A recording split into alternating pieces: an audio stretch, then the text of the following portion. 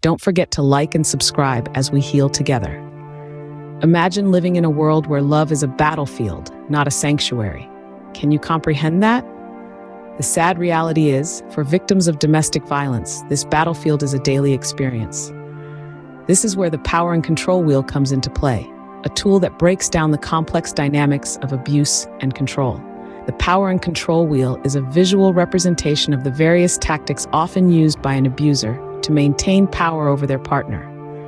It's not a guidebook for abusers, but rather a mirror held up to the ugly face of domestic violence. There are 8 spokes on this wheel, each representing a different tactic. Let's walk through them.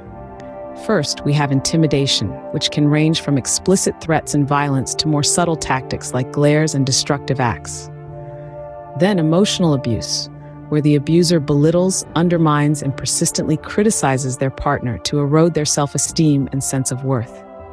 Isolation comes next, where the abuser controls who their partner sees, talks to, and interacts with, making them feel lonely and dependent. The fourth spoke is minimizing, denying, and blaming, where the abuser trivializes the abuse, denies it occurred, or shifts the blame onto the victim. The wheel then moves on to the use of children, where the abuser may manipulate the children, use them to relay messages, or use visitation as a way to harass the victim. Next is economic abuse, where the abuser controls all the finances, denying the victim access to their own money or job opportunities. The seventh tactic is asserting male privilege, where the abuser treats their partner as a servant and makes all the major decisions. Lastly, we have threats and coercion, where the abuser makes threats to hurt or leave the victim, or uses guilt to manipulate them into submission. These tactics intertwine, creating a web of control that can be difficult to escape. The power and control wheel is a chilling illustration of the tactics used in an abusive relationship. Tactics intended not for love, but for domination and control. Freedom begins in the mind, but how can one free their mind when it's trapped in a cage of fear and manipulation? The journey to escape domestic violence begins with the recognition of the situation. It's acknowledging the cold, hard truth that what you're experiencing is not a manifestation of love, but a cycle of abuse. It's understanding that you're not alone in this struggle and that help is available. The second step is absolving yourself of blame. Remember, it is never your fault. You are not responsible for the actions of others. It is their conscious decision to exert power and control. No amount of change from your end can alter their behavior. Self-care is crucial in this journey. It's about prioritizing your mental and physical well-being. Simple acts like taking a walk, reading a book, or even just taking a moment to breathe can make a significant difference. These small steps can help foster resilience and strength. Seeking professional help can be a game changer. Therapists and counselors can provide the tools you need to cope and to navigate the path towards recovery. They can help you understand your emotions, validate your experiences, and rebuild your shattered self-esteem.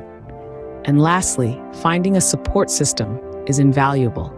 Connecting with others who have been through similar experiences can provide comfort, encouragement, and advice. They can remind you that there's hope and that you're never alone in this fight. Mental escape is the first step towards freedom. It's the light breaking through the darkness of abuse. Leaving an abusive relationship is like walking through a minefield. One wrong step could lead to disaster. So how can one plan a secret and safe escape? Imagine you're a secret agent on a mission.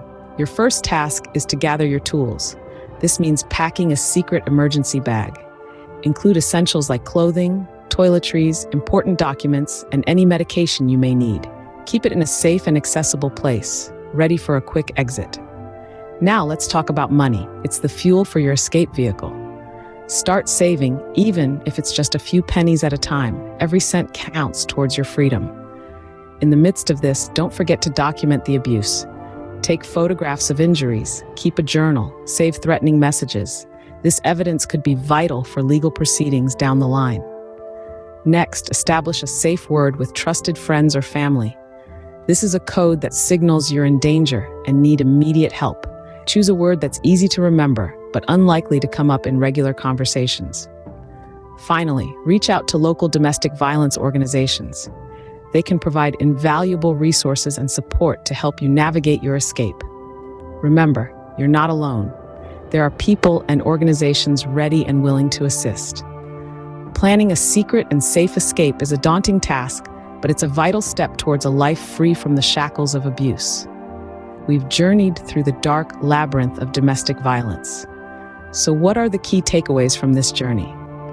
We've unraveled the power and control wheel, delved into mental escape strategies, and explored the blueprint for planning a safe and secret escape. These are not just concepts, but lifelines.